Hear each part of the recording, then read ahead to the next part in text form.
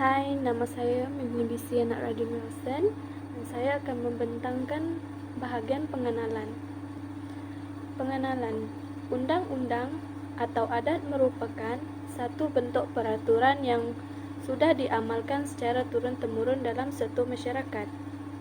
Undang-undang atau adat ini juga merupakan aspek terpenting dalam pembentukan masyarakat.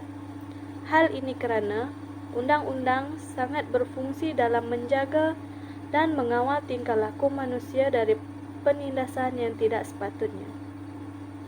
Kebahagiaan dan kesejahteraan dalam sesebuah masyarakat juga bergantung kepada kepatuhan masyarakat terhadap undang-undang. Undang-undang juga merupakan sebahagian daripada identiti masyarakat. Hal ini kerana pembentukan sikap individu lahir dari persekitaran masyarakatnya yang baik. Oleh itu, undang-undang merupakan aspek terpenting dalam menentukan atau membentuk satu persekitaran sosial yang baik dalam perkembangan budaya sesuatu masyarakat, terutamanya dalam masyarakat Bidayuh. Masyarakat Bidayuh mempunyai sistem undang-undang sosialnya yang tersendiri. Ianya dijadikan sebagai ikutan dan panduan dalam kaum Bidayuh untuk menjaga identiti bangsa dan nama baik masyarakatnya yang tersendiri. Seterusnya adalah objektif kajian. Dalam kajian ini kami mempunyai 3 objektif kajian, iaitu yang pertama adalah untuk mengetahui jenis undang-undang sosial atau adat masyarakat Bidayuh.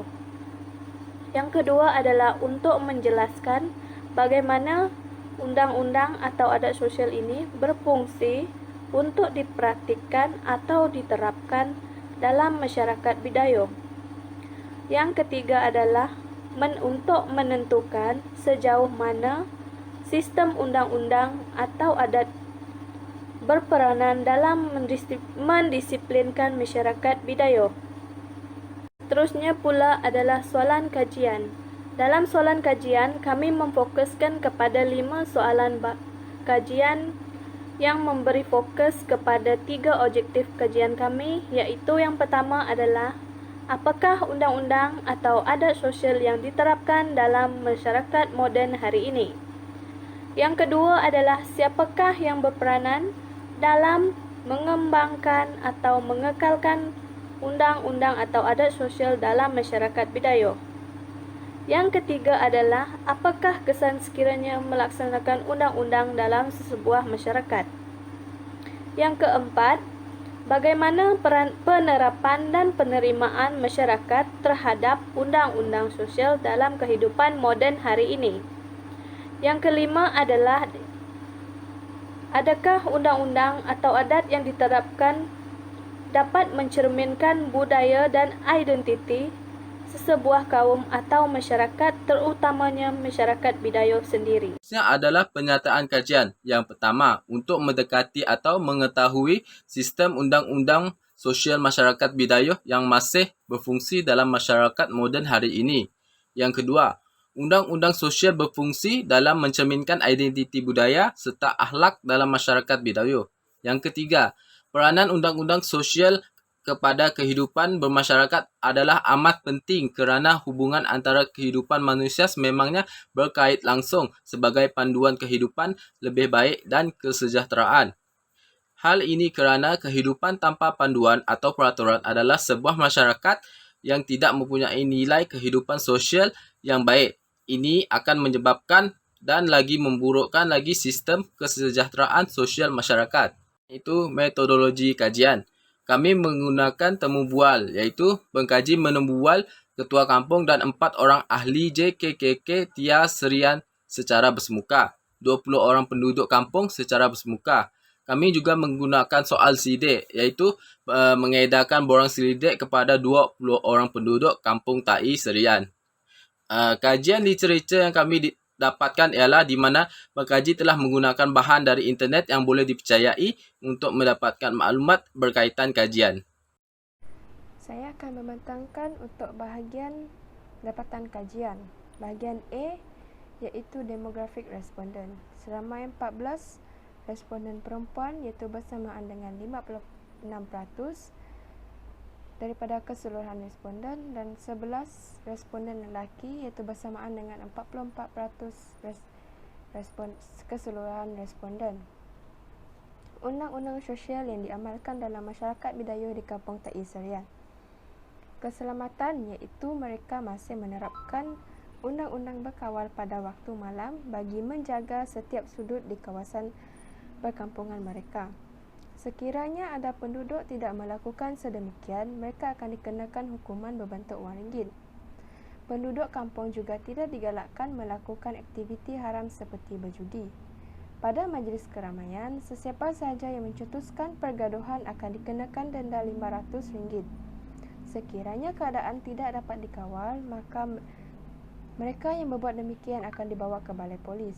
Penduduk dan kanak-kanak tidak dibenarkan berkeliaran selepas waktu 12:30 malam. Golongan belia diwajibkan melanjutkan pelajaran. Yang keenam, agama haruslah menjadi pegangan utama dalam aspek kehidupan. Yang ketujuh, orang luar tidak dibenarkan masuk ke kampung sekiranya berlaku kematian.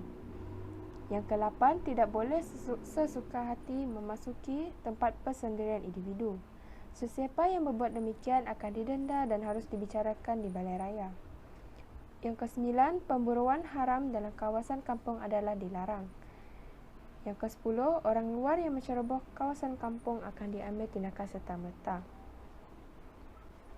Soalan yang diajukan kepada responden yang pertama ialah, adakah undang-undang sosial yang diterapkan di Kampung Tai Serian pernah digubal? Yang responden yang menjawab pernah iaitu sebanyak 13 orang. Yang menjawab tidak pasti seramai 7 orang dan yang menjawab tidak pernah adalah 5 orang.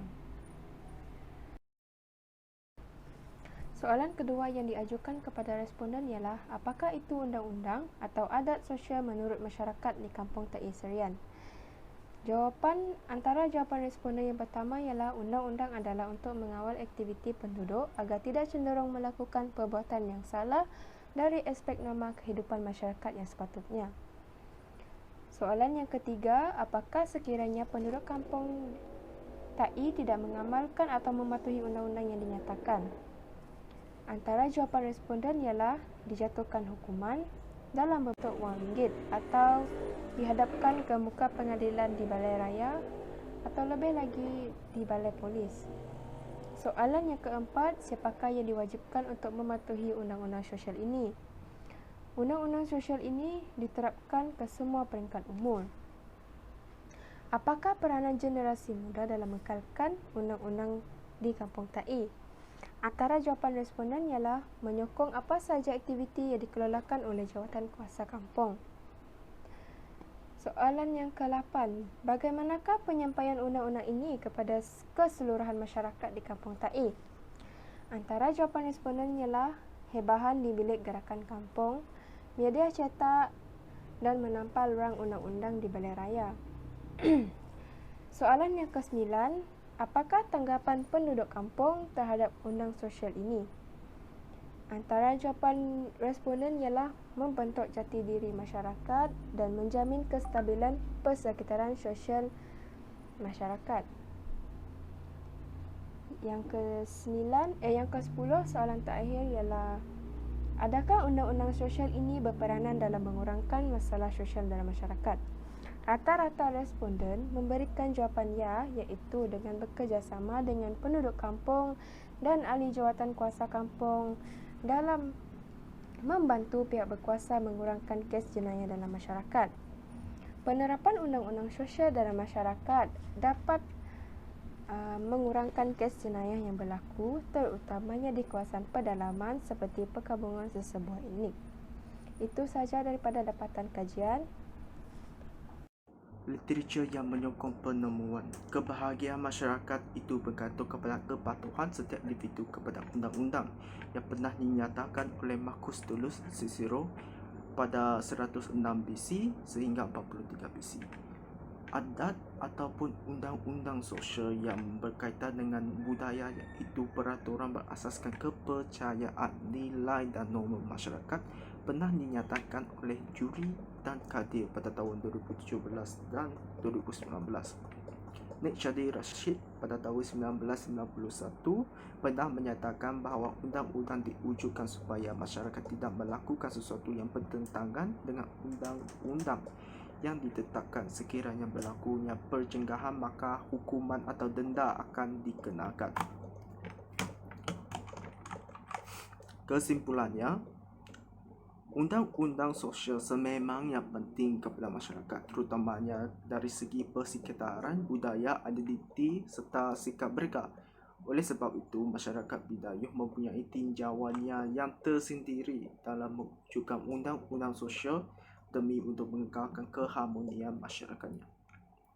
Diharapkan kajian ini mampu memberikan pendedahan kepada fungsi dan kepentingan undang-undang atau adat sosial dalam hubungan sesama manusia, terutamanya dalam aspek kehidupan sosial dan masyarakat.